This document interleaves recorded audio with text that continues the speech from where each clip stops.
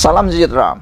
Ini komen daripada Taqiyuddin Hasan, PAS, berkaitan dengan titah Ketua Duli Yang Maha Mulia yang di-Pertuan Agong. Agung bertitah, Baginda mengatakan bahawa tunggu PRU jika nak tukar kerajaan. Ini pula kata PAS. PAS beranggapan itu pandangan tuanku. Hai, kadang-kadang kita bingung jugalah kan. Sultan yang di-Pertuan Agong itu mewakili payung kepada negara. Payung yang memayungi rakyat. Baginda bebas politik.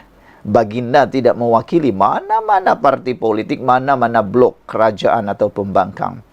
Yang tahunya Baginda mewakili suara rakyat. Apa yang Baginda suarakan, itulah kehendak rakyat yang sepenuhnya.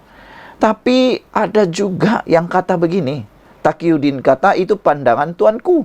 Makna kata mereka masih mempunyai hati untuk cuba menidakkan pendapat tuanku itu.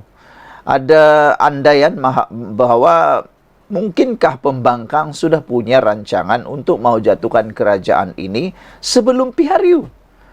Apabila mereka kata itu pandangan tuanku, apabila tuanku kata tunggu PRU jika nak tukar kerajaan, dan PAS pula kata itu pandangan tuanku, makanya kita dah mula faham PAS tidak akan berhenti.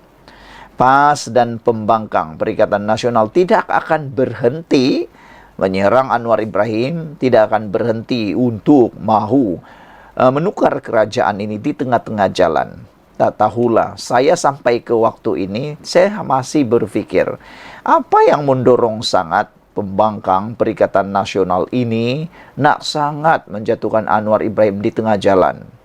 Kalaulah mereka punya alasan itu supaya dapat membaiki ekonomi negara, perpaduan negara, dapat menambah baik perpaduan negara, dapat menambah baik ekonomi negara, cuba kamu semua yang menyokong mereka tu pikir balik. Cuba anda semua yang setuju dengan apa yang dikatakan oleh Taqiyuddin ini fikir balik. Betulkah Perikatan Nasional mampu menyebabkan ekonomi Malaysia ini tiba-tiba jadi baik? Betulkah Perikatan Nasional ni, pembangkang ni tiba-tiba boleh naikkan balik nilai mata wang? Betulkah dengan pembangkang ini perpaduan Malaysia akan lebih baik? Anda jawablah, ketuk kepala sendiri, jawab sendirilah. Tepuk dada, tanya selera. Karena kita dah tes pun selama beberapa bulan Perikatan Nasional menjadi kerajaan dulu, ramai yang angkat bendera putih.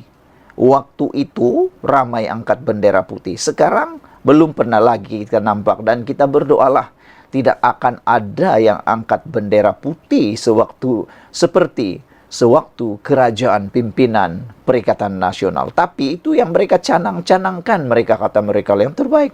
Mereka kata mereka mungkin boleh dapat memperbaiki. Tapi bila tanya boleh dapat baiki macam mana, tak tahulah. Kita pun tak tahu sangatlah macam mana cara mereka nak baiki. Tapi kalau betullah mereka ni boleh membaiki kerajaan, membaiki ekonomi perpaduan, dan juga membaiki nilai mata wang sekarang, bagus jugalah mereka cadangkan cara itu.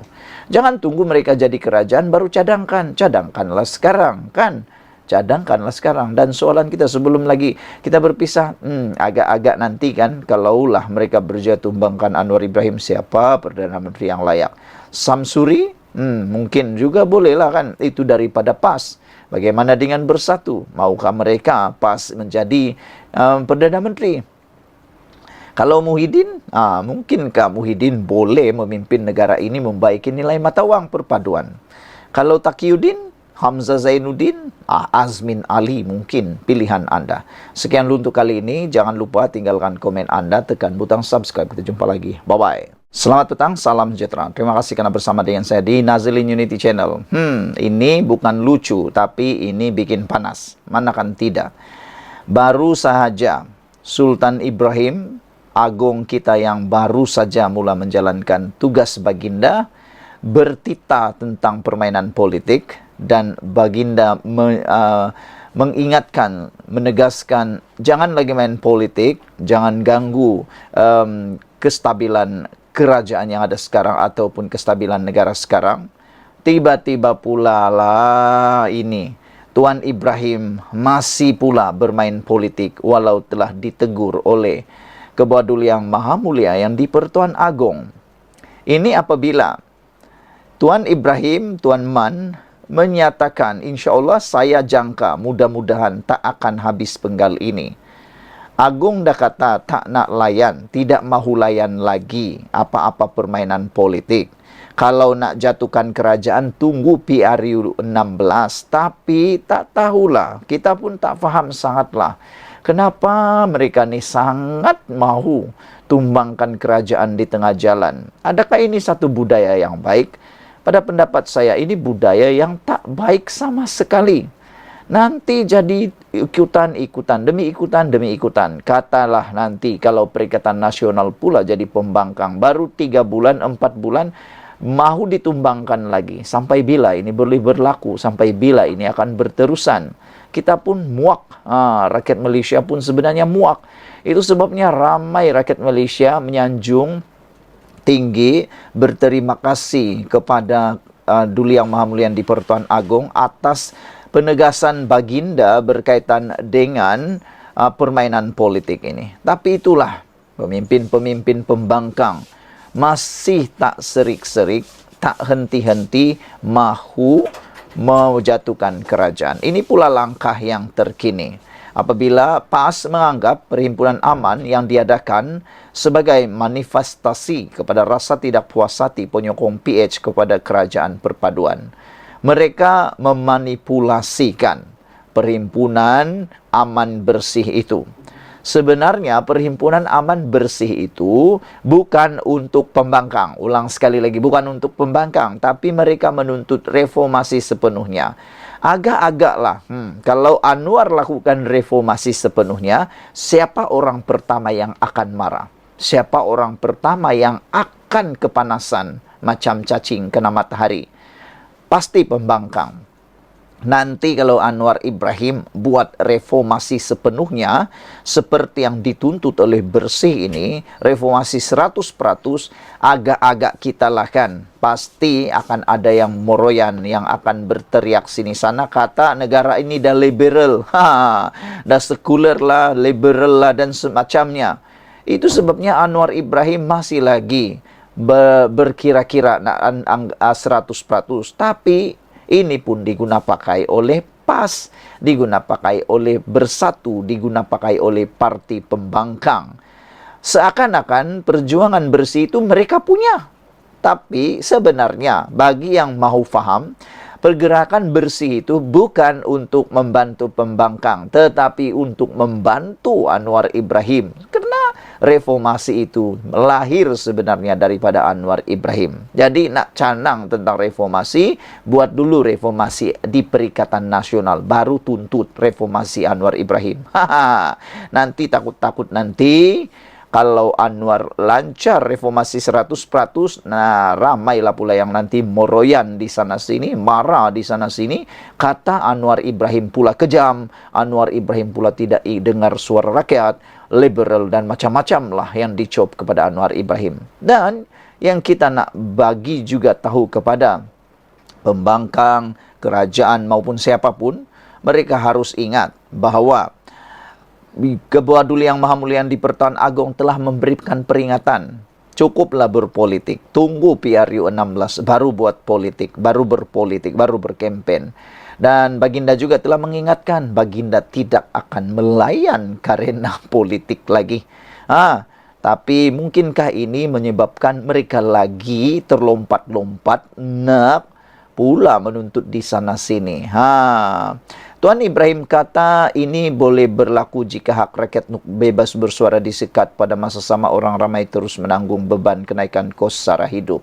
Tak tahulah saya, nanti kalau PAS, nanti kalau Bersatu, nanti kalau Perikatan Nasional jadi kerajaan, adakah hak rakyat bersuara bebas, lagi bebas, atau adakah kos sara hidup akan dapat ditangani dalam sekelip mata? Nah, Anda jawablah sendiri. Share video ini, kita jumpa lagi. Bye-bye. Selamat petang, salam sejahtera. Ini perkembangan terkini tentang ringgit Malaysia yang menjadi perdebatan oleh media sosial. Hari ini Anwar Ibrahim memberikan pernyataan yang amat ditunggu-tunggu. Ringgit jatuh, inflasi turun, tapi pelaburan meningkat. Satu pencapaian luar biasa, kata Anwar Ibrahim. Inilah yang mungkin tidak difahami oleh orang yang sibuk nak kecam Perdana Menteri Anwar Ibrahim. Mereka lupa bahawa walaupun ringgit jatuh, tetapi prestasi inflasi kita telah pun menurun ataupun inflasi telah pun bertambah baik. Di samping itu, pelaburan turut meningkat sehingga itu jadi satu pencapaian yang luar biasa yang saya fikir mungkin dicemburui oleh ramai orang. Dan dalam Dewan Rakyat sebentar tadi, mereka sibuk bercakap tentang kejatuhan nilai mata wang. Nak tanya jugalah apa cadangan daripada pembangkang untuk menaikkan ringgit yang jatuh ini. Kalau sibuk nak kecam saja, itu kan tak adil. Yang adil ialah kecam tapi berikan cadangan. Namun demikian, Anwar Ibrahim telah pun memberikan satu prestasi, satu pencapaian yang luar biasa. Meskipun ringgit jatuh, inflasi tetap turun dan pelaburan meningkat. Walaupun nilai mata wang ringgit Malaysia jatuh, namun kadar inflasi menurun sehingga 1.5% dan jumlah pelaburan meningkat sehingga 23% kepada 329.5 bilion pada tahun 2023. Jauh melebihi, meningkat ataupun jauh meninggalkan prestasi semasa yang pernah dicapai oleh Kerajaan Perikatan Nasional pimpinan Muhyiddin Yassin. Semasa Muhyiddin Yassin menjadi Perdana Menteri, inflasi tinggi, pelaburan tidak dapat menandingi Anwar Ibrahim dan juga berlaku perkara-perkara ekonomi yang mereka sendiri tak mahu ulas. Perdana Menteri Datuk Seri Anwar Ibrahim berkata prestasi keuangan Malaysia itu menunjukkan pencapaian yang luar biasa sejak merdeka. Malaysia di ASEAN mencatat di antara kadar inflasi paling rendah iaitu 1.5% dan kadar pengangguran yang menurun kepada 35%. Pelaburan domestik pula dan asing tertinggi dalam sejarah Malaysia sejak merdeka, katanya di sini. Saudara-saudara sekalian, yang ini pembangkang tidak canang pula di sana-sini. Mereka hanya sibuk mencanang tentang kejatuhan nilai mata wang atau rendah. Ini yang mereka tak pernah cakap, iaitu pelaburan domestik dan asing yang tertinggi dalam sejarah Malaysia dan nilai inflasi yang makin menurun, dan apabila pelaburan meningkat, ia juga telah pun mengurangkan kadar pengangguran di Malaysia. Yang ini mungkin tak pernah dicakap oleh para pembangkang.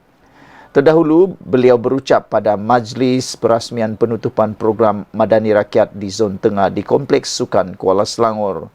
Sebelum ini, media melaporkan Malaysia mencatatkan jumlah pelaburan diluluskan sebanyak RM329.5 bilion pada tahun 2023, iaitu 23% lebih tinggi berbanding tahun 2022. Sekaligus menjadikannya tertinggi dalam sejarah Malaysia. Itu pun mungkin mereka tak boleh terima. Memetik Perdana Menteri sebagai berkata, dari jumlah tersebut, pelaburan asing merupakan penyumbang utama sebanyak 57.2% berbanding domestik, iaitu 42%. Sekian dulu untuk kali ini. Jangan lupa share video ini, kongsikan kepada semua orang, khususnya orang yang lupa tentang dua perkara ini, yaitu kejatuhan, penurunan inflasi dan juga pelaburan yang meningkat dalam sejarah. Inilah yang terbaik. Kita jumpa lagi. Bye-bye.